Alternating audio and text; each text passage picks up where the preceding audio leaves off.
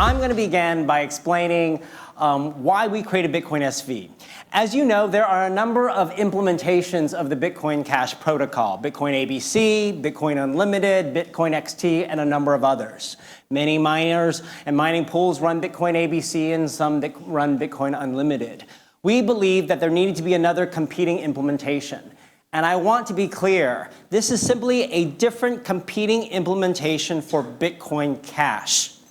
Unlike what other people may have said online or told you, we are not trying to create a new token or a new form of Bitcoin. We're not trying to create a Bitcoin SV token or list a BSV token. We are asking for miners to choose and support our vision of Bitcoin Cash. And we believe miners will choose Bitcoin SV as the implementation because it will ensure them the most long-term profitability. And we chose to create this implementation because of differences of opinion we had with the other Bitcoin Cash developer groups, which we felt were trying too hard to change Bitcoin, and that is what Craig was talking about. And also we believe it's time for Bitcoin development to be led not by the protocol developer groups, who have led them for so long, but to really be led by what's in the interests of miners. So we believe that Bitcoin needs an open protocol that has 4 pillars. It needs to have stability, needs to be stable and not constantly changing. It needs to have scalability, so it grows to a network with huge blocks and large data capacity. It needs to be secure because we know as miners you want to ensure the security of the network. And finally, we believe a 4th important pillar is the ability to do safe, instant transactions. All S words, all in honor of Satoshi Nakamoto. We believe that is the vision of what we need the Bitcoin Cash protocol to be. And then we also believe it's time for Bitcoin to grow up and professionalize. What do we mean by this?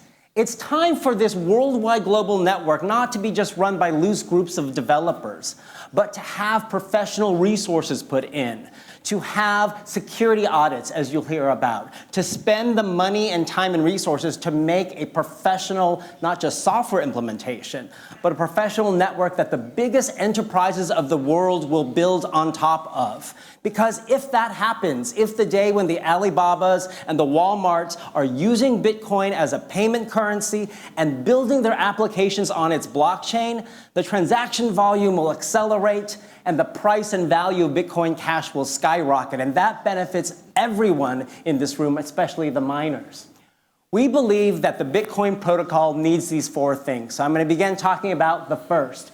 First, stability. You heard this from Craig. This is something that Satoshi Nakamoto wrote all the way back in 2010. The nature of Bitcoin is such that once version 0.1, that's the very first version of its code, was released, the core design was set in stone for the rest of its lifetime. Let me repeat that. What Satoshi was intending is that once the release, version 0.1, was out in the public, the core design of Bitcoin was meant to be locked in stone for the rest of its lifetime. Now, does that mean there can't be upgrades and changes to code to improve things? Of course not. But the general design was conceived very carefully to create an economic incentive system that makes the whole system work and is secure. And it's very important if you believe in Bitcoin to believe in this. The core design of Bitcoin when it was created was meant to be set in stone for its lifetime. But that's not what happened with the Bitcoin core developer groups imposing artificial limits on certain features in the Bitcoin code, limiting the block size to 1 megabyte in size as opposed to allowing it to scale. We believe we need to get back to this.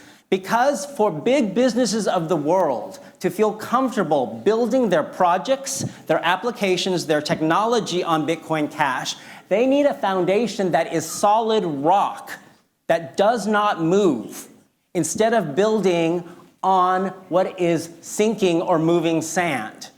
That's what businesses build. Because if you are a big business and you want to build a project on a blockchain, and you're told that every 6 months, the developer groups get together and talking about adding feature sets, changing opcodes, adding new opcodes, changing transaction ordering, are you going to invest millions of dollars and a year or 2 of your development time to start building an application just to have to change course every 6 months when the protocol changes?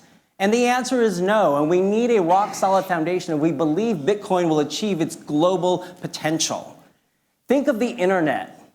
How often has the internet protocol changed over the decades that we use the internet? Not very often. It evolves, it changes, but for the most part, the internet protocol is stable, allowing the big businesses of the world to build their websites, their e-commerce sites, their social media networks, their mobile applications, and everything else we do and interact with on a stable platform. So this is a key part of the Satoshi vision. How does this benefit everyone? Well, it benefits everyone in the Bitcoin ecosystem because it means that we don't have protocol developers who don't necessarily have the skin in the game, the investment that miners do, and have a financial big risk if the protocol changes. We don't have developer groups just deciding, let me experiment and add this opcode. Let me try changing the transaction ordering this way. Let me add this feature set because I think it's cool and Ethereum does it over there. If you have financial investment in the game, you are more careful before you want to change the protocol. In addition, we have been involved in working with the developer groups after the birth of Bitcoin Cash, and we have tried our best to make our suggestions about what to do with the protocol, what to not change, for example. But it's led to disputes, as you've probably read about and know. It's led to what birthed us to create Bitcoin SV. But as miners, do you want to have developer groups every 6 months having disagreements or fights or disputes about what changes to happen in the protocol?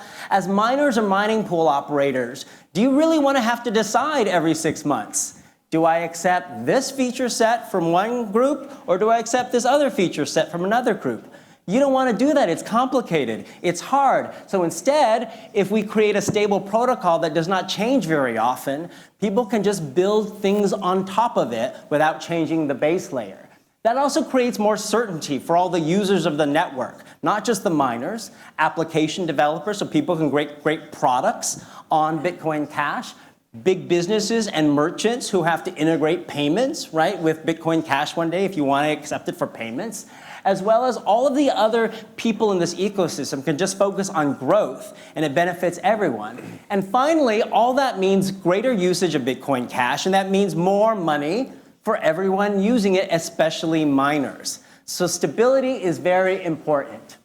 So I'm going to turn it over to Steve for a few moments to talk to you about what we're doing that restores the original Satoshi protocol, going back to that version 0.1 released by Satoshi way back in 2010. Thanks, Jimmy. Thanks, Jimmy. All right, we're talking about stability, but stability means no change. And here we've got a list of changes. That doesn't make sense, does it? This is the limit of what we think needs to change in the protocol. And none of these are new changes. In fact, these are all putting the protocol back to the way it was originally. So we've got 3 here. First, restoring the original opcodes. The good news is that work is almost done. In May of this year, the upgrade restored quite a few opcodes. The proposed change upgrade in November restores 4 more.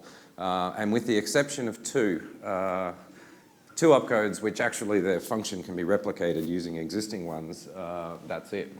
The second one, this is a technical one, but it's really important. So in the early days, in the original Bitcoin implementation, there are mathematical operations that you could do in script. You could do them with any size number. And that was changed by Bitcoin Core, limited it to 32-bit numbers. I'm not quite sure why, but they did it. And restoring big number operations is important because pretty much every cryptographic scheme in existence uses large number operations. What that means is that once big number operations are restored, every single cryptography scheme can be done in script. That means people are going to experiment. It means we're no longer limited to ECDSA as a signature scheme. People can build anything that they want. And the last one is removing the remaining limits and removing them safely. And when we get to talking about security, I'll talk about the very serious investment that we've put into ensuring safe transition and ensuring that these changes are not going to cause any problems. So there are a lot of limits in in Bitcoin that have been imposed over the years, and I won't go through all of them, but a really good example is the limit on the size of a transaction. In Bitcoin Cash, it's 1 megabyte, and it was never meant to be that way. There are use cases for transactions that are larger than 1 megabyte. In fact, we are talking to somebody who wants to put transactions in the blockchain that are not just 1 megabyte, but hundreds of megabytes. They want to use the blockchain as a notary service. And what that means for miners is big transactions equals big fees. Is this your bit? Okay. All right. So now I'm going to talk about the second of our pillars of the Satoshi vision, which is that we need a network and a protocol that allows mass scalability. This is what caused the disagreement with Bitcoin Core, right? They did not want the blockchain to scale bigger, and it supported a second layer alternative, the Lightning Network and its alternatives. Let's go back to what Satoshi Nakamoto intended. This is from an email he wrote in April 2009 at the very beginning of Bitcoin to Mike Hearn. The existing Visa credit card network processes about 15 million internet purchases per day worldwide. Bitcoin can already, this is back in 2009, Bitcoin can already scale much larger than that with existing hardware for a fraction of the cost. It never really hits a scale ceiling. Bitcoin never really hits a scale ceiling. An intention of Satoshi Nakamoto all the way back at the very beginning of Bitcoin. Bitcoin was meant to scale very large, very quickly. And we believe in that. And that's where we have some disagreements with some of the other developer groups on Bitcoin Cash, because they do not want to scale as quickly as we believe is necessary for the Bitcoin Cash network. And there is a monetary reason for every miner and every mining pool operator in the world to want the Bitcoin Cash network to scale and to scale quickly. And it deals with the block reward. As we know, every few years, the block reward that miners get cuts in half. Right now, it's 12.5 Bitcoin Cash coins. In 2020, in less than 2 years now, it will cut down to 6.25 Bitcoin Cash. At the time, we won't know what the price value of an individual coin will be. But that means that as a miner, to maintain and increase profitability, because you want to be even more profitable than you are today, you need to make up the lost value of that 6.25 coins in something else, which are transaction fees, which means you need higher transaction volume and overall an amount of higher transaction fees that come with every block. So that means you need to diversify the amount of transactions that are coming into the blocks, because as we all know, payment transactions are just one type, but the smallest by data size and therefore the cheapest, and we want the fees to remain really, really low for payments, so people use it for payments. So you need other types of transactions to be done on the Bitcoin Cash network to make more transaction fees and make more money. Things such as smart contract transactions, tokens, supply chain management usages, where the companies will pay for the transactions on the network. And therefore, because we want to keep individual transaction fees low, we need to make it up in these other forms of transactions, which will have higher fees. And to fit these other types of transactions into a block, they take more data than a normal payment transaction, which is very small. That means you need to start increasing the block size, and you need to start increasing the block size now. And you need to build bigger blocks so businesses will start coming to the blockchain. Think about it this way. The blockchain is a big highway, right? And you want to build the highway as big as possible if you want people to drive more cars and bigger cars and trucks and freight carriers and to run their business on the highway. If the highway's too small, they won't come. They'll go to a different highway. And that is what we need the Bitcoin Cash blockchain to do. As we've talked about publicly, we are increasing the default, meaning that it can be changed, the default maximum block size in Bitcoin SV for the November upgrade to 128 megabytes from the current 32 megabyte default. Give that a round of applause. Yes. And that's just a step. That's nowhere going to be near big enough. It's a step to bigger scaling. We also alternatively believe that it's okay to have miner configurable blocks, meaning that it should be up to miners to decide what size block maximum they'll accept, right, and what you'll mine yourself. And that will create different competitive markets within the miner marketplace, and you can decide to accept different size blocks than some other miner, and that'll create an interesting fee marketplace and give power to miners. Bitcoin ABC actually allows this already within its code. It just doesn't advertise it publicly to people. And you have to find it through a very complicated scenario going to the configuration options. And it doesn't appear right away. And you have to go to the help debug area to see a much longer list where this comes up, which in red here, it's hard to see. It says excessive block size. And you can reset the setting for the excessive block size, saying you do not accept blocks larger than this limit. This is what is the default. A miner can change that, but it's not very clear and easy to change that for miners in ABC. In Bitcoin SV, one of the changes Steve and team is making this more prominent and easier for miners to figure out that they can change the setting, and it'll become easier for you to do.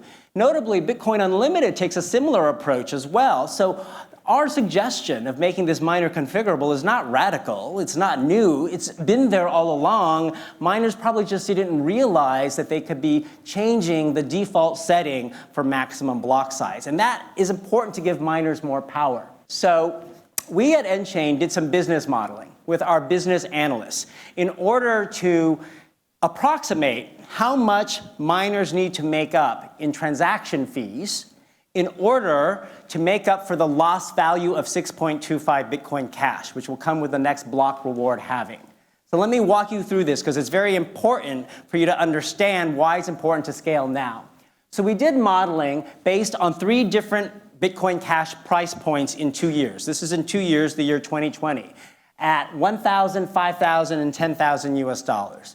Now, you can walk through this modeling and you can change the numbers, you could disagree with some of the approaches, but I think you're going to all reach the same conclusion that we did, which is big blocks are important and necessary. We modeled it also at 3 different types of transactions, depending on the data byte size that's needed. Payments are small, smart contracts are a little bigger, at 1,000 bytes, this is just an assumption. Token transactions, even a bit bigger.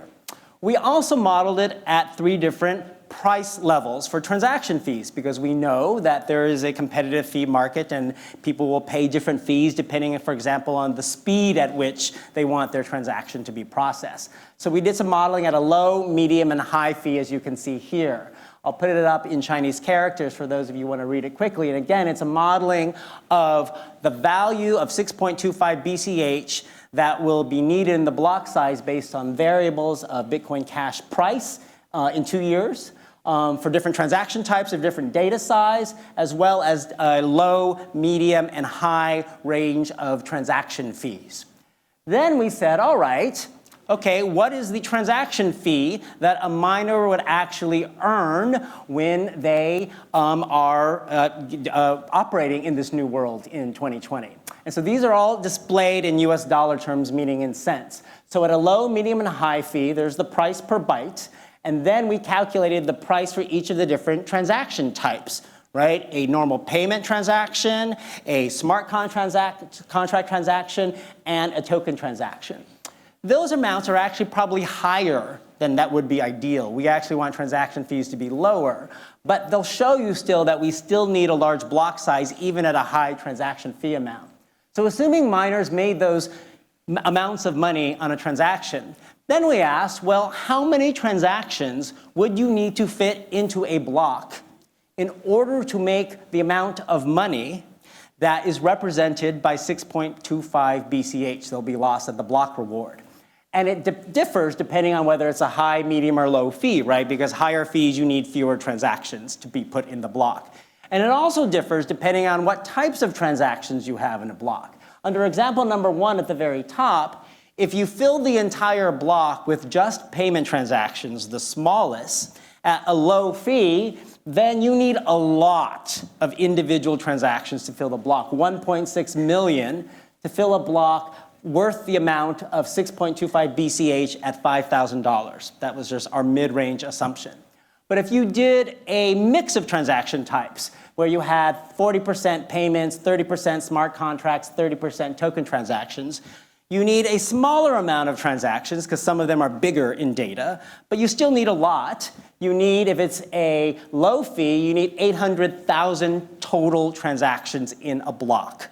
That's still a lot of transactions. So you can see it here in Chinese characters, modeling out first example with only payment transactions, second example with a mix of different transaction types. The lesson in both examples is you need a lot of transactions in a block, therefore you need a bigger block. So then we did this more complicated summary to then evaluate, well, how big does the block have to be? And if you look at this chart, you're going to see, if you want to recoup 6.25 coins worth of value in 2 years, under different scenarios, low transaction fee, medium transaction fee, high, at 3 different price points for BCH in the next 2 years, this column is the minimum block capacity that's required. Meaning you need a block size that is at minimum that, it'll be 100% full, anywhere ranging from 17.9 megabytes to upwards of 670 megabytes in size to fit the data necessary for the transactions to generate that transaction revenue. Then we evaluated, well, wait a minute, you don't want blocks to be 100% full all the time, do we? No, we don't. We ideally want a network where the blocks maybe are only 2% full, ideally. That's our view, it should be only 2% full and have room for big bursts, right? Let's say during holiday shopping season, or maybe 10%, which is still pretty full on a regular basis. So then we calculated, if this is the minimum block size you need to generate that transaction fee amount, what would be the average block size if the block was only 2% full with that data or 10% full for that data? And there's a big range of numbers, as you can see here, ranging from 178 megabytes all the way up to 32.7 gigabytes. But the middle of the range, if you look at all the numbers, ends up in the 1, 2, 3, 4 gigabyte range. And that actually is what we've been thinking all along. If you talk to Dr. Wright, he'll say, oh yeah, I think in 2 years we need to be at 2 gigabyte blocks. And we didn't just pick these numbers out of the air, and you can go try this modeling and play around with it yourself and put in different numbers. But the answer is always going to be in 2 years, to make up the value of 6.25 coins, no matter whether it's 1,000, 5,000, and 10,000 US dollars a coin, you need a lot of transactions, which means we need bigger blocks, which means we have to begin the scaling process today. Right now we're at 32 megabytes in size. Assume you have to get to 2 gigabytes in size in 2 years. We don't have time to wait. We need a protocol roadmap approach that begins the scaling process now. And that's why we're going to 128 megabytes on Bitcoin SV in November. We didn't just pick it out of thin air. We didn't just sit around with Craig and Craig's going, oh, I'm crazy. I decided to go to 128 megabytes in size just because I like big numbers. No. We thought about what the network needs in order to sustain miner profitability, because if we cannot sustain miner profitability after 2 years, miners will leave. Hash power will reduce on the network and will reduce the security of the network. So this is important for the vitality and continued profitability of miners on the Bitcoin Cash network. And we also want to build it, as I mentioned earlier, for businesses to come. I talked about the miner configurability. And now I'm going to turn it over to Steve to talk about the final 2 pillars. I've talked about the need to create a stable protocol that doesn't change often, and one that needs to scale really big. It also needs to be secure in a variety of ways. Thank you. Okay. So I'm going to talk about scaling relatively briefly because I think Jimmy has addressed the the reasons for it, but I will go into some of the work that we're doing around that. So I've got 3 points here. Gigablock testnet. You might be familiar with the Gigablock testnet. It was an initiative of actually in partnership with nChain and Bitcoin Unlimited that happened last year. And Bitcoin Unlimited did most of the development work around it, and they were successful in producing a gigabyte block. So we know it can be done. And a lot of things were learned from that exercise. So when we started the Bitcoin SV project, one of the first things we thought was, well, let's build another gigablock testnet. In fact, let's build 2. And when we start talking about security and our quality assurance process, I'll go into the details of the gigablock testnets a little more. So the last 2 points are probably our core focuses right now. And again, when we get back to security, you'll see that in the lifetime of the Bitcoin SV project, we've had 2 kind of main phases. The first phase was focusing on the code quality to make sure that the code that we put out is going to be safe and secure. And that's where we put most of our energy into the project initially. Now we've kind of reached some milestones with that, and this is the focus. So we've got a lot of work going on in the background, and I'll tell you where individual things are next. But the key focus is parallelization. The Bitcoin node software is essentially a single-threaded software. And it's been like that for quite some time, and probably the reason for that is because we inherited that code from Bitcoin Core. And Bitcoin Core had a philosophy of restricting the blocks to 1 megabyte, so they never really had to worry about the performance characteristics of the software. A 1 megabyte block is easy for the software to process. So parallelization covers a lot of different areas, and we'll go into a couple of those soon. The last one is interesting, hardware acceleration. So I think it's fairly well known that the most processor-intensive part of keeping a Bitcoin blockchain running is validating the signatures. We know that it's actually only in the order of, sorry, the number escapes me now, it might be 2,000 per second that the software can cope with right now. Because it's so processor intensive, it's a function that of course lends itself to hardware acceleration. So we have a research team right now looking at evaluating options for how we might be able to hardware accelerate this process. Probably it won't be ASICs because ASICs require a certain amount of scale to make them economically viable. And we actually don't need that many mining nodes on the network. I mean, a few thousand is great, but probably not millions or billions. So it's more likely to be something along the lines of FPGAs, Xeon Phi cards, maybe even GPUs. GPUs might be making a comeback in Bitcoin. Oh, okay. So, all right, let's get to the Gigablock testnet. I mentioned before that there were actually 2.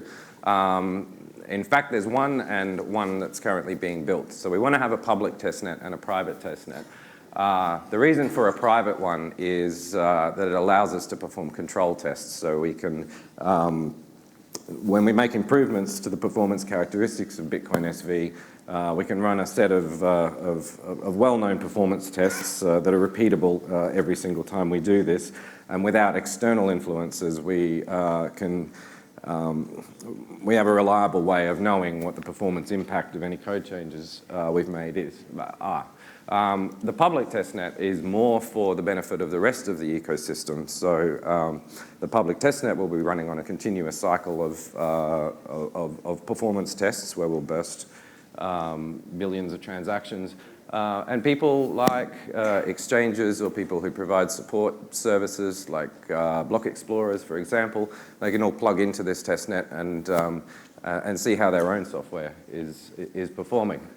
So we'll be collecting quite a lot of data from those testnet from those performance tests, and we'll be making it available to miners. And I'll show you some of the data points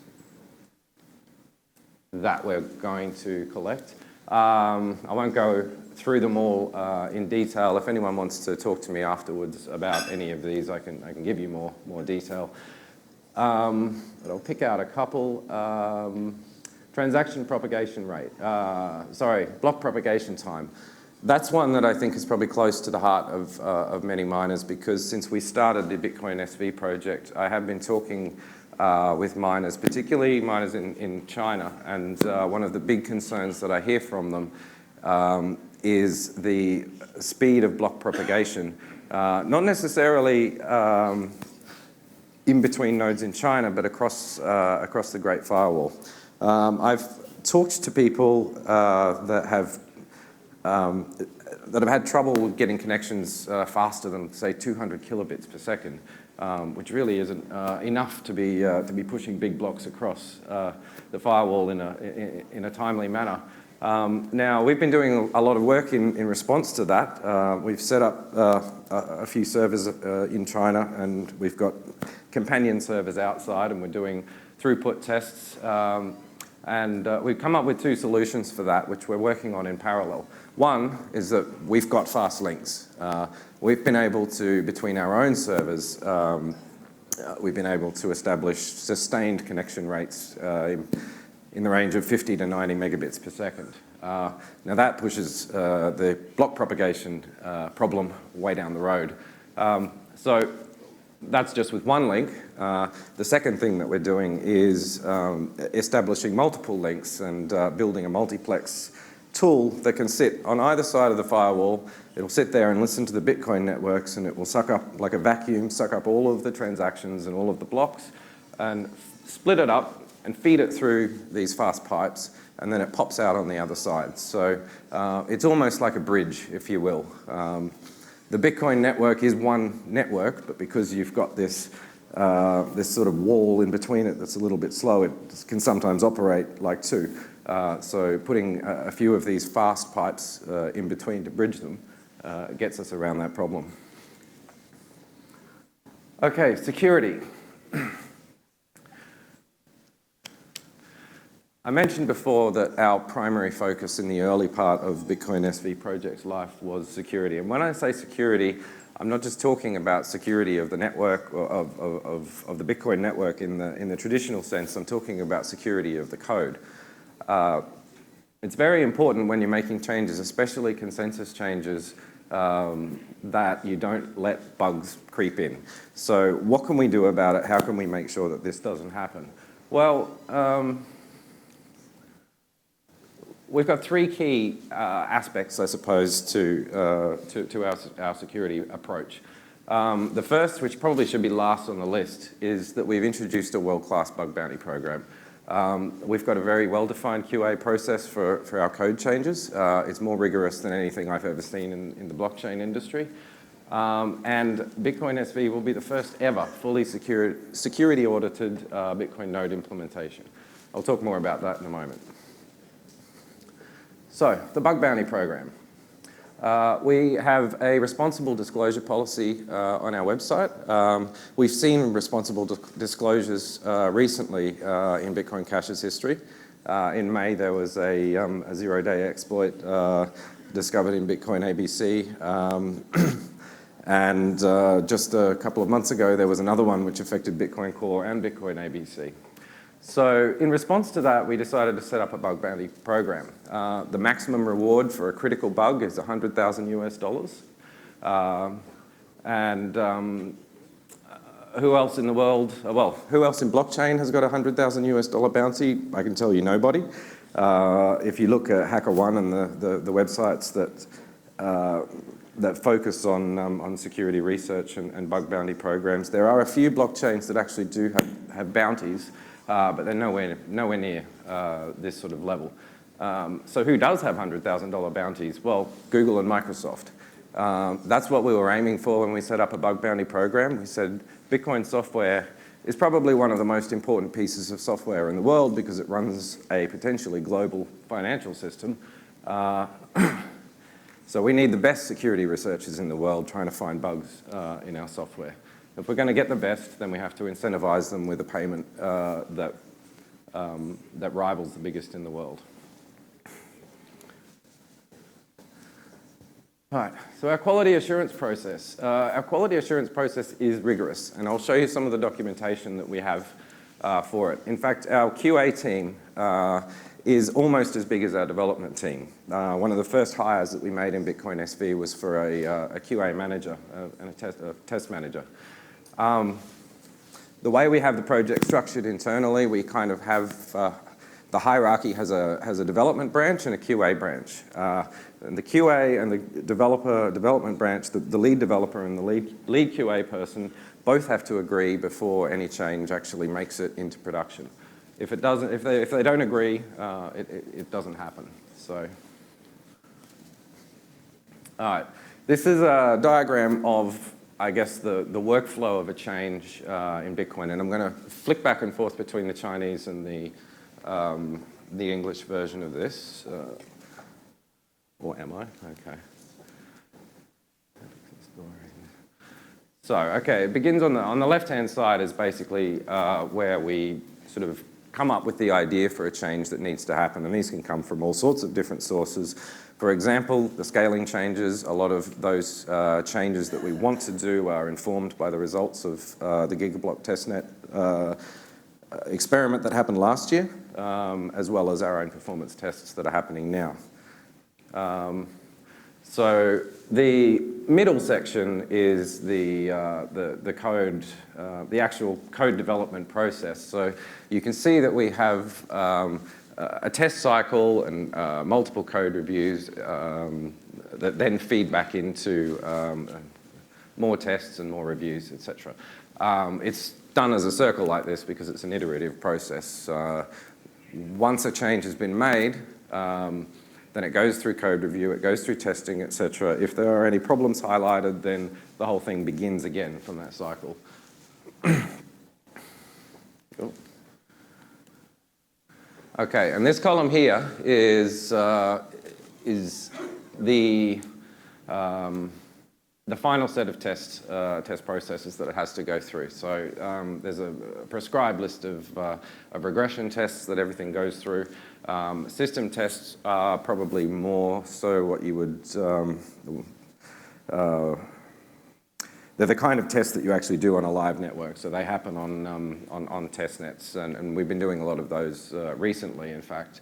And then finally we get to performance tests. So we get to measure the performance impact of any change so that we can report those publicly. Finally, if it makes it through all of those, it then gets put onto the public GitHub. And it's left there in a review branch for a minimum period of time. The reason for that is so that the bug bounty program can work its magic. It's out there so every security researcher in the world has access to it. And it sits there for a minimum of a month. And people try to find bugs. In parallel with that, we have the security audit. And I'll talk more about Trail of Bits, who are the third-party security auditors that we have engaged. So they'll be reviewing all of that code. Once it gets there, then it moves into the release candidate phase to await whenever we put out the next release. When it's in the release candidate phase, that's probably the point at which it's safe to use. So if you're someone who likes to use cutting-edge technology and you don't want to wait for us to release it, then you can probably just clone it from GitHub and build it yourself. All right, so this is a test strategy document. I'm not going to go through this. It's a document that I've shown a few people, and they've shown a lot of interest in it. So we're going to pop it up onto the website. But it talks a little bit here about the different test environments that we've got. And I guess the point of showing this to you is to demonstrate that we really have thought hard about putting structure behind our quality assurance process and make sure that there's a QA manual here for anyone new who comes and joins the project. They have to read this, they have to understand it, and they have to follow these procedures if they want to get any of their code through and into release. This is our test model, okay? So it's the set of test environments that a piece of code kind of has to flow through before it makes it into production. So local development, these are just individual developers have got their own test environments so that they can play around and experiment and test things as they're writing the code. Once the code's written, it moves into a main development test environment, which is shared among all of the developers, so that we can make sure that it integrates with what all of the other devs are doing. Once it moves through those three sets of tests into the system test environment, this allows external parties to start testing if they want to. And it's also the point at which our security auditors can get their hands on it. And finally, the performance test environments, which are the Gigablock testnets, which is the point where more external parties gain access to it. It then goes through that review period, as I said, before being released into production. So, Trailer Bits. Trailer Bits are an impressive company. I'm very glad that we came across them. Let me just read something about what they do. So, since 2012, Trailer Bits has helped secure some of the world's most targeted organizations and products, and we'll show you some of those in a moment. We combine high-end security research with a real-world attacker mentality to reduce risk, and to fortify code.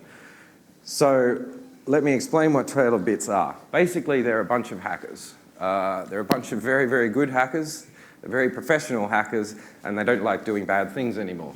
So they hire themselves out to audit code and to use all of the nasty tricks that hackers would use to try and break your Bitcoin code.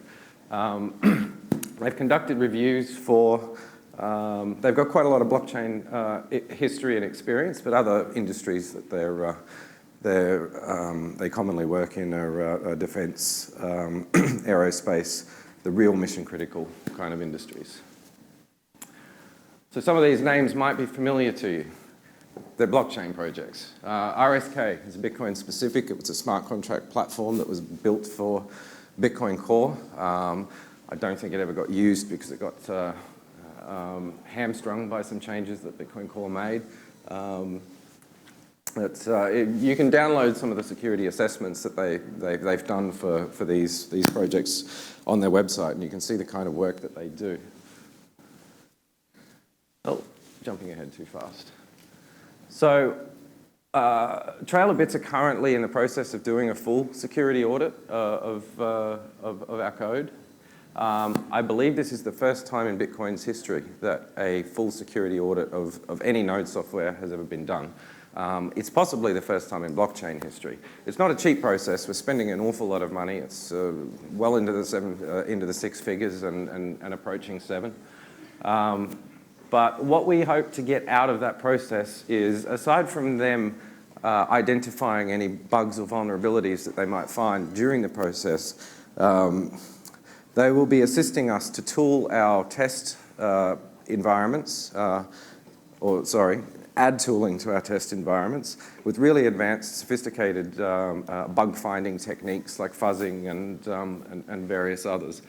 They'll also be looking at our processes as well, our business process. And that's important because you can have all the tools in the world, but if a developer decides to skip over a set of tests, then it's all for nothing. So they'll be looking at our processes and basically finding if there's any weaknesses in them. They've got a ton of experience with other organizations that run mission-critical software, so they will be able to help us point out any ways that we can improve. Now, that's just for the audit that they're conducting now, but we are planning on retaining them long-term to provide at least one staff member on an ongoing basis, on a full-time basis, who will continue to monitor the project, continue to build new tools, test tools for us, and help us with continuous improvement.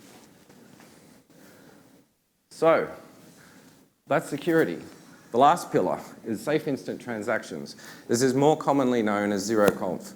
And I personally think this is one of the most critical things for Bitcoin Cash to be able to scale and grow. Because if we can stand in front of the world and demonstrate that we can do gigabyte blocks, terabyte blocks, whatever size, and that we can show that I can walk into a shop and pay for my cup of coffee and walk out safely, and the merchant knows he's going to get paid, then I think that we've solved two of the three key problems that need to be solved to pave the way for the real growth in Bitcoin. The last one is user experience, but that's for someone else to talk about. People like Handcash are busy working away on that. So we want to add a few features to Bitcoin SV to enable merchants to basically work with zero-conf transactions and assess what the risk of a transaction is.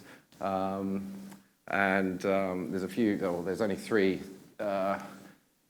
proposed methods in this new API, which is just to get a fee quote for a transaction, to submit a transaction, and to get a transaction status. This API is not part of the RPC API because it's an API that we want any merchant to be able to contact any Bitcoin node and query them for this.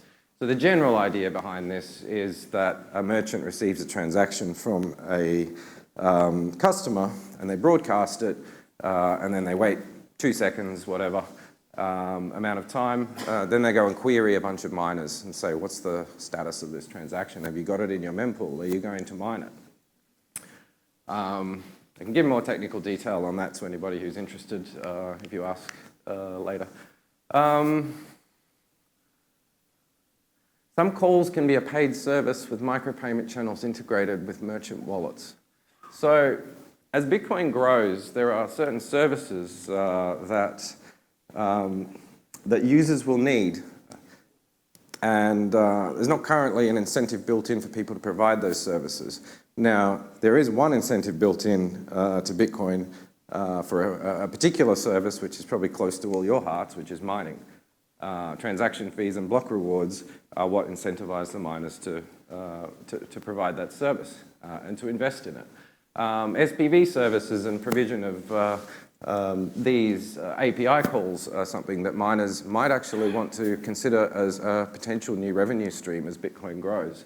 So how would that work? Well, imagine that wallets have this functionality built into them that when they start up, they can connect to a bunch of miners and establish a very small, very cheap, very long-term payment channel. Let's say a 10-cent payment channel that has a lifetime of 6 months. And one of these API calls might cost you 1/100th or 1,000th of a cent.